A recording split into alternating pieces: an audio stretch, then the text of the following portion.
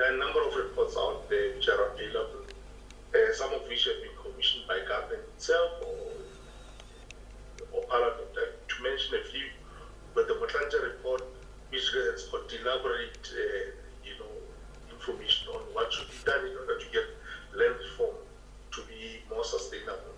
And I think for me, really, one of the big issues that needs to be addressed is the whole issue around providing post-settlement support for beneficiaries of land.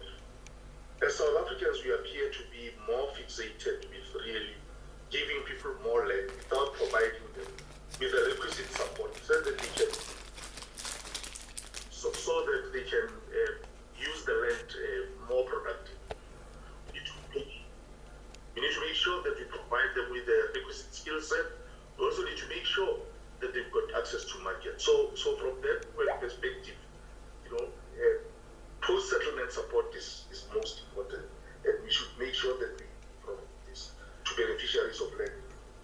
And as I've said, there's quite a number of them.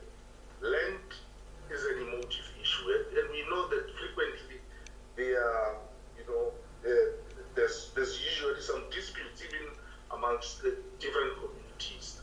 What is lacking out there is there are no, mechanism through which disputes between communities can be resolved.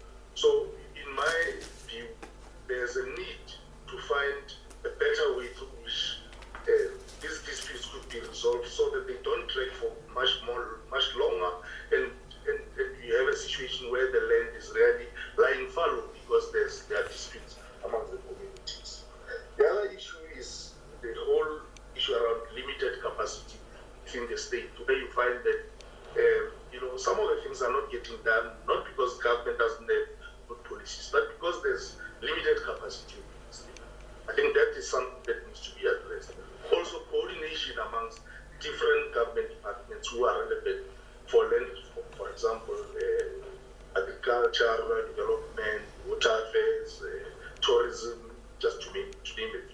There's a need to make sure that there is more coordination so that the support that's provided to beneficiaries is more targeted and it's more sustainable. Mr. Setu, it's been 28 years. There are consultants like you who have ideas of how to solve these issues. Why hasn't the message been getting across? Is it government not listening? Is it government not knowing where to look for help? There must be some kind of disconnect between knowing what ought to be done and what's actually being done. Well, as I've said, there are a number of reasons why some of the things actually haven't taken off the ground. We must be honest and actually say, look, the available resources, we've got limited resources actually to support land reform. And we clearly cannot accept government to go it alone. There is a need for the private sector to also come to the party. What I'm saying is, what can the private sector contribute, do you think?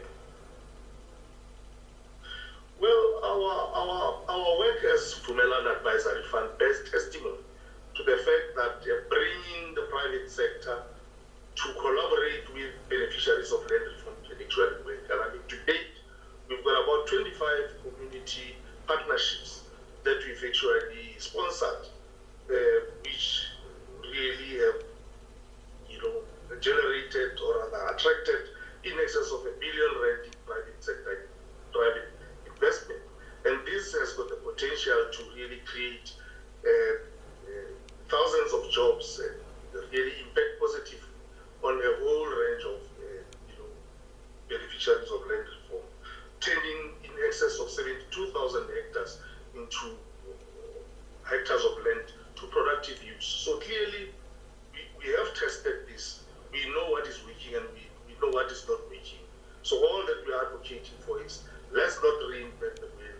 We are advocating that we should partner with government, we should partner with the private sector to make sure that we can replicate on what we've already done. Mr. Setu, we're going to have to leave it there, and we hope that speedy movement can happen in terms of solutions, private sector joining hands with government to solve this long-standing problem. Thank you so much for your insights and your thoughts tonight.